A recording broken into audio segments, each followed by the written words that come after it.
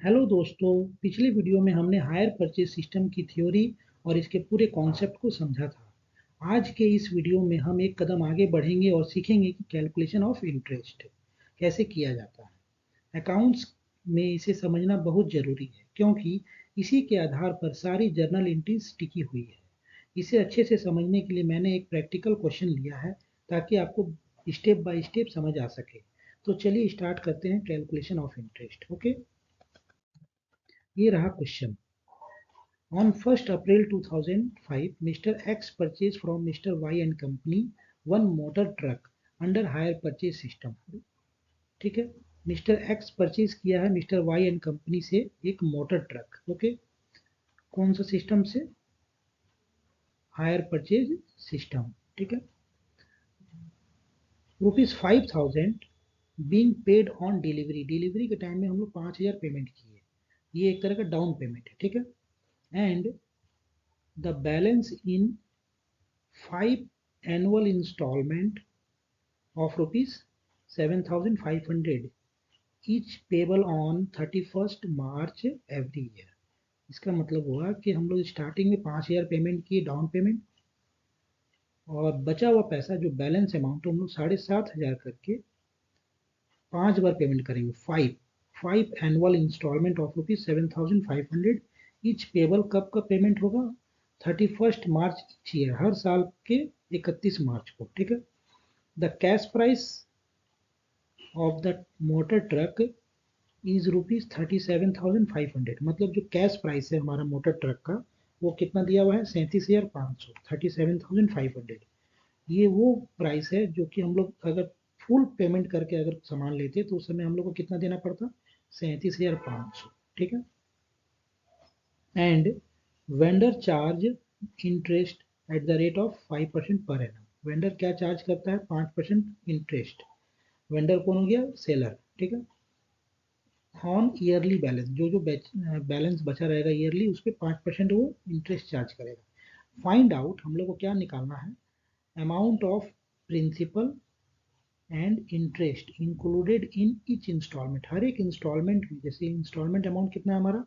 7500। ये हर एक इंस्टॉलमेंट में कितना प्रिंसिपल का अमाउंट है और कितना इंटरेस्ट का अमाउंट है, ये हम लोग को फाइंड आउट करना है। इसके लिए हम लोग एक अरिथमेटिक बनाएंगे। ठीक है, एक यहाँ पर समझिए आप अच्छे से। हम लोग 7500 करके 5 बार पेमेंट किए हैं, टोटल 37,500। स्टार्टिंग में कितना पेमेंट किए हैं? 5000 डाउन पेमेंट। तो टोटल फुल पेमेंट हम लोग कितना किए हैं? 42,500। मतलब कि जो सामान का कीमत 37,500 है, उसके लिए हम लोग पेमेंट किए हैं 42,500। कितना एक्स्ट्रा पेमेंट किए? 5000। ये हमारा टोटल इंटरेस्ट हो गया।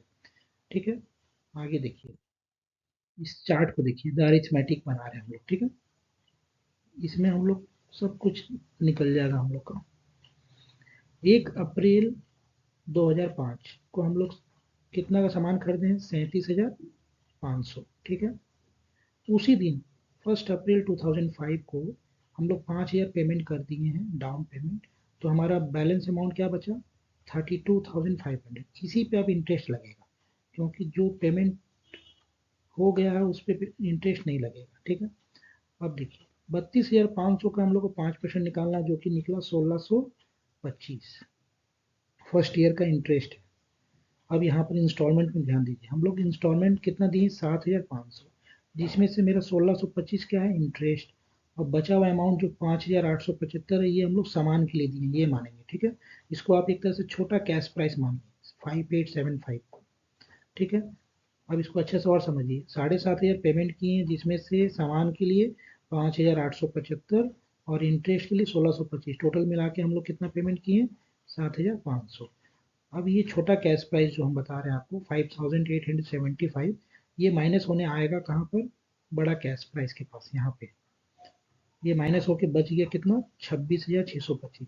जिस समय माइनस कीजिएगा उसी समय यहाँ पे डेट दीजिए। एक साल बाद क्या डेट आ जाएगा?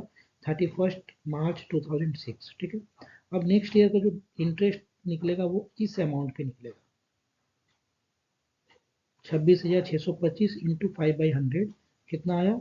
1331। हम पॉइंट को इग्नोर कर रहे हैं यहाँ पर। ठीक है, अब इसी तरह देखिए, सेकेंड बार 7,500 हम लोग इंस्टॉलमेंट अमाउंट है हमारा, जिसमें से इंटरेस्ट कितना है 1331, और हम लोग सामान के लिए कितना पेमेंट कर रहे हैं 6169।